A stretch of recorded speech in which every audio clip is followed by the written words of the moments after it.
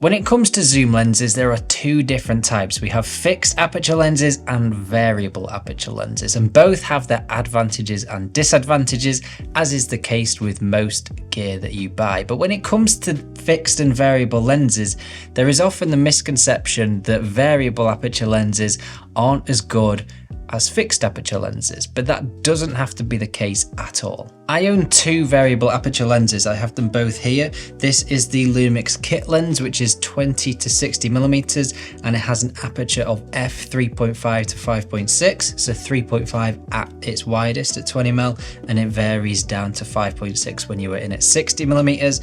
And this is the Sigma 100 to 400, and this has an aperture of 5.6 to 6.3, so 5.6 at its widest. But why should you choose a variable aperture lens over a fixed aperture lens, and why shouldn't you worry about the fact that it is variable? The first reason, and probably one of the most obvious reasons, is the cost. Variable aperture lenses tend to be much more affordable than a lens with the same focal length with a fixed aperture. A lot of the reasoning behind this is a variable aperture lens tends to have a much simpler design than a fixed aperture lens. So internally, there are less moving parts and they have a much simpler construction with fewer lens elements, which therefore means manufacturing costs are going to be much lower. Whereas a fixed aperture lens is much more complex in design due to the physics that are required to be able to keep the same amount of light going into the lens throughout the focal range and keep a consistent aperture. It is for that reason as well that the variable aperture lenses are pushed towards the direction of the hobbyist photographers, and the fixed aperture lenses are pushed towards the professionals. That in no way, shape or form though means that you can't use those variable aperture lenses as a professional, because these are still incredible lenses capable of some amazing things, and I use them day in, day out as a professional photographer and videographer all of the time. If you're into things like travel photography or landscape photography, the chances are that you probably want to be carrying around with you as little weight as you possibly can, because maybe you're hiking up a mountain, or maybe you're carrying a load of camping stuff with you as well. That's where variable aperture lenses can become more appealing, because they tend to be much lighter. That then can also make a huge difference to your enjoyment while you are out taking photos, because if your gear is too heavy and you've got it on your back, it's weighing you down, your shoulders are aching, all you're going to want to do is get home.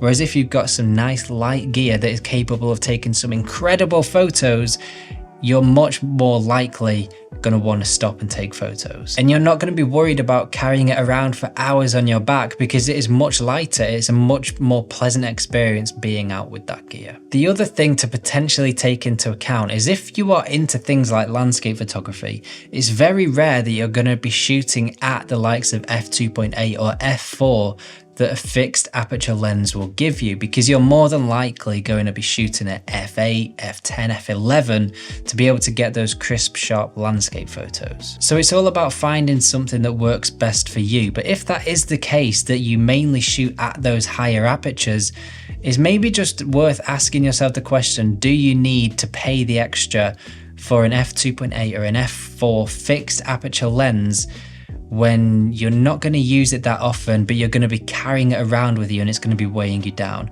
Maybe it is worth saving a little bit of money, saving a little bit of weight, and going for a variable aperture with the same focal length. I just wanted to jump in very quickly and talk about these. You may or may not have seen that I have some limited edition signed prints available on my website. This is a photo that I took in North Wales, Anglesey, and it's a small rock formation, and in the corner there's a bird, and they are all hand signed and numbered out of 10 because there's only 10 available. If you want one, hit the link in the description down below. Once they are gone, they're gone, and I'm not going to be remaking this print in any way, shape or form again. So yeah, if you want one, hit the link down below. Thank you in advance if you do, and yeah, when they're gone, they're gone. This is always mentioned when you talk about using variable aperture lenses, and that is that they don't have an f2.8 aperture, so you're not going to be able to get that same depth of field. To some extent that is true, but Bokeh, or Bokeh, I never know which to say, isn't just down to using a wider aperture. There are other things that affect it as well. It also depends on distances between your subject and the camera, or your subject and the background, and the focal length you use as well. For example, a smaller aperture of say f11 is going to be much less noticeable at tighter focal lengths, meaning that you can shoot at f11 on something like this, maybe at 300 or 400 mil, and still get that really nice smooth creamy background bokeh. And it is the same when you are shooting with a wider lens as well. So you could be shooting at a higher aperture of say f8 and you bring your subject closer to the camera. That then is going to help to blur out the background. So it's not just down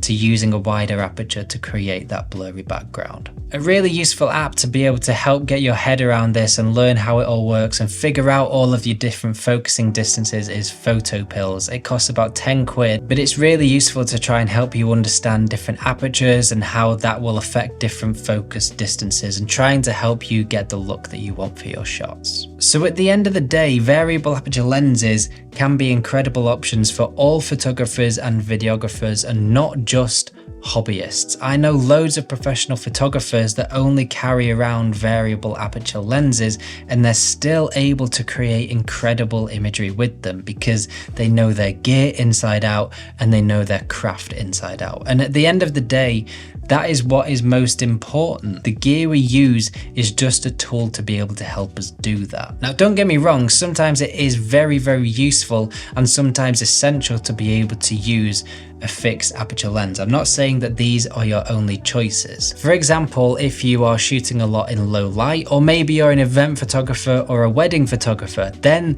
chances are you're probably going to want to be shooting on a fixed aperture lens because you might have a certain look that you're trying to go for, and you don't want to be changing your exposure and your depth of field every time that you change your focal length. Also, if you're going to be using on-camera flash, it's very useful to use a fixed aperture lens as well, so your exposure isn't changing every time you change focal length.